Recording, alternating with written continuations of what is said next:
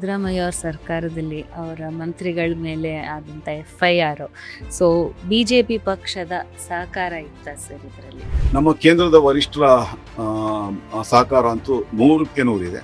ಆದರೆ ನನಗೆ ಯಾರ ಸಹಕಾರ ಮುಖ್ಯ ಅಲ್ಲ. ನಾನು ಒಂದು ದೃಢವಾದಂಥ ನಿಲುವೇನಂದ್ರೆ ವ್ಯವಸ್ಥೆಯನ್ನು ಬದಲಿಸುವಂಥ ನಿಟ್ಟಿನಲ್ಲಿ ಪ್ರಾಮಾಣಿಕವಾದಂಥ ಪ್ರಯತ್ನವನ್ನು ಮಾಡಬೇಕು ಅಂತ. ಅದು 100ಕ್ಕೆ 100 ಸಾಧ್ಯ ಇಲ್ಲ, ಆದರೂ ಒಂದು 10% 20% ಬದಲಾಯಿಸ್ಲಿಕ್ಕೆ ಸಾಧ್ಯ ಅಂತ ನಾನು ರುಜುವಾತುಪಡಿಸಿದ್ದೇನೆ.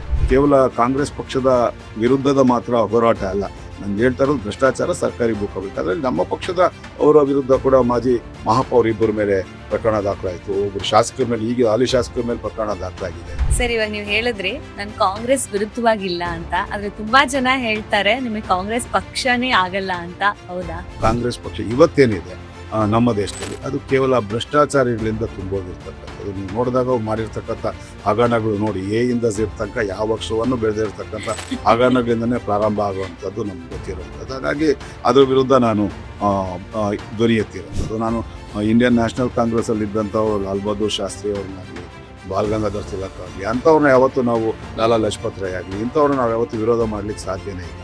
ಈಗಿರ್ತಕ್ಕಂಥ ಈ 48 ವರ್ಷಗಳ ಇತಿಹಾಸವನ್ನು ಮಾತ್ರ ಹೊಂದಿರತಕ್ಕಂಥ, ಈ ಭ್ರಷ್ಟರಿಂದನೇ ತುಂಬ ಹೋಗಿರ್ತಕ್ಕಂಥ ಈ ಒಂದು ಪಕ್ಷದ ನಾಯಕರುಗಳ ವಿರುದ್ಧ ನಮ್ಮ ಹೋರಾಟ. ಸರ್, ಇವಾಗ 19 ಬಾರಿ ನಿಮ್ಮ ಜೀವ ತೆಗೆಯೋದಕ್ಕೆ ಪ್ರಯತ್ನಗಳು ನಡೆದಿದೆ.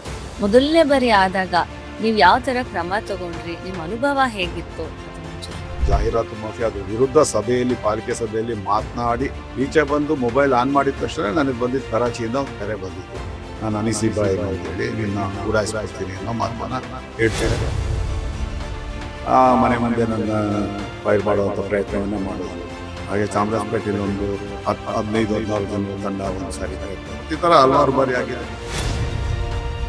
ಅನ್ನೋರ ಬಗ್ಗೆ ಮತ್ತೆ ದೊಡ್ಡ ಮನೆ ಸಂಬಂಧ ಹೇಗೆ ಸರ್? ಯಾವತ್ತೂ ಕನ್ನಡಿಗರು ಇನ್ನ 100 ವರ್ಷಗಳಾಗಲಿ 1000 ವರ್ಷ ಆಗಲಿ ಯಾವ ವ್ಯಕ್ತಿಯನ್ನು ಮರಿಬಾರದು ಅಂತಂದ್ರೆ ಇಬ್ರು ಕರ್ನಾಟಕದಲ್ಲಿ ಮರೆಯಕ್ಕಾಗದಿರುವಂತ ವ್ಯಕ್ತಿಗಳು, ಒಬ್ಬರು ಜಗಜ್ಯೋತಿ ಬಸವಣ್ಣ ಮತ್ತೆ ರಾಜಣ್ಣ. ಯಾಕಂದ್ರೆ ಇವರಿಬ್ಬರನ್ನೇ ಕನ್ನಡಿಗರು ಅಣ್ಣ ಅಂತ ಸ್ವೀಕಾರ ಮಾಡಿರ್ತಕ್ಕಂಥದ್ದು. ಅಷ್ಟು ಮಟ್ಟಿಗೆ ನಾವು ಭಾಗ್ಯವಂತರು ಅಂತ ಹೇಳಕ್ಕೆ ಇಷ್ಟ.